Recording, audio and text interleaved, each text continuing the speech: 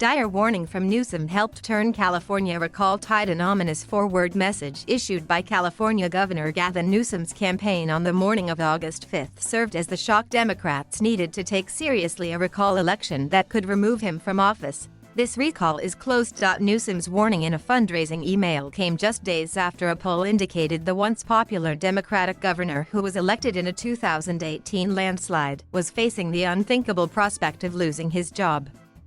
In a state that hadn't elected a Republican in a statewide race in 15 years. The race is close enough to start thinking about what it'd be like if we had a Republican governor in California. Sorry to put the thought in your head, but it's true, Newsom's campaign wrote. The alarmist message was quickly incorporated into Newsom's remarks on the campaign trail. He was in serious trouble, he warned. The sequence of events combined to create a turning point in the race and helped energize California's dominant Democratic voters, who until then appeared to be greeting the contest with a collective shrug. Newsom on Tuesday easily turned back the attempt to retire him less than 3 years into his first term. Incomplete returns showed him headed toward a landslide win with about 65% of the vote. A major lesson of Newsom's decisive win is you can wake up the base, Newsom strategist Sean Clegg said this week. The base may start asleep, but you can wake up the base. Newsom's victory also provides him with a dramatic comeback story that he is likely to employ as he seeks to broaden his popularity in advance of a 2022 re-election race, while seeking to return his name into discussion about future presidential candidates. Concentrating the narrative on the threat of a Republican upset in the nation's most populous state became a self-fulfilling prophecy, where the more you talk about it being close, the more pay attention, said Los Angeles-based Democratic consultant Michael Trujillo, who was not involved in the campaign. For Democrats, the fear of losing the California governor's seat also opened up national fundraising pipelines that would give Newsom a vast cash advantage over his rivals. That concern also provided a connection point with minority communities about how their lives could change with a conservative Republican governor in Sacramento. Newsom also benefited at other critical junctures of the campaign with strategy decisions by his campaign and other factors involving happenstance or even luck. The state collected an astounding windfall of tax dollars that resulted in a record surplus, allowing Newsom to dispense billions in funding for an array of programs, from cleaning up trash to early education and homelessness. In what Democrats said was a fortunate turn for Newsom, the election was reshuffled when conservative talk show host Larry Elder entered the race in July. The lawyer and author who could have become the state's first black governor quickly emerged as Newsom's chief foil, and the race came into sharper focus for voters as a one-on-one matchup. Elder came to the race with conservative libertarian principles that were out of step with many of the state's left-leaning voters. He is a supporter of former President Donald Trump and a largely reviled figure in California outside of his conservative base.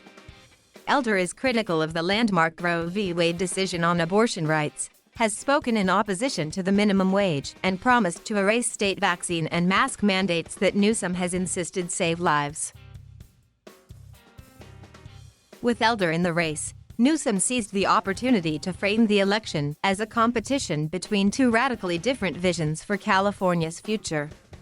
He warned repeatedly that progressive values on the environment, healthcare, and women's rights were on the ballot, while Elder would herald the return of an era of Trumpism. But Elder galvanized the conservative base, but gave Democrats a clear enemy. Larry Elder handed them so many gifts on a platter. He is literally the antithesis of most California voters, said Dana Williamson, who was a top advisor to former Democratic California Governor Jerry Brown, who preceded Newsom. Ron Nehring, former chairman of the California Republican Party and a supporter of GOP candidate Kevin Faulconer, said Elder served as a life preserver for Gavin Newsom because he gave the governor a target and shifted attention from his own record. Newsom came to the recall with advantages not shared by governors in other states. Democrats hold a vast numerical edge over Republicans in California, a nearly 2-to-1 margin, or about 5 million voters. As the target of the recall, the political committee backing Newsom was allowed to raise unlimited funds, which gave him the cash to flood TV screens with advertising. That committee backing Newsom raised nearly $70 million through the end of August. By comparison, Elder's campaign raised $15 million. Newsom was also supported by the nation's largest state Democratic Party and politically powerful public worker unions. His campaign said 25,000 volunteers hit the streets the weekend before the election. Meanwhile, infighting broke out among Republican candidates. The GOP never seemed to settle on a unified strategy. The party considered endorsing a candidate, then dropped it. National Republicans largely stayed on the sidelines after the Republican National Committee gave $250,000, most of it to state party. Another key advantage for Newsom came when his campaign succeeded in keeping the replacement ballot free of any established Democrats.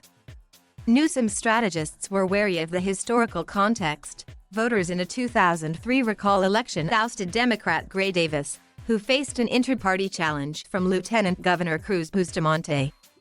Bustamante's appearance on the ballot gave Democrats a viable option to the unpopular Davis, and Republican Arnold Schwarzenegger ended up cruising to victory. Newsom's campaign team also pinpointed the emergence of the highly contagious Delta variant as a factor that reordered the race, especially with Elder emerging as the dominant GOP rival. We saw the Delta surge as a real inflection moment in this campaign. I think it was a turning point for us, said Clegg. What Delta brought into clear focus was what the stakes are in this election, when one party has basically become an anti-science, anti-vaccine, anti-public health party.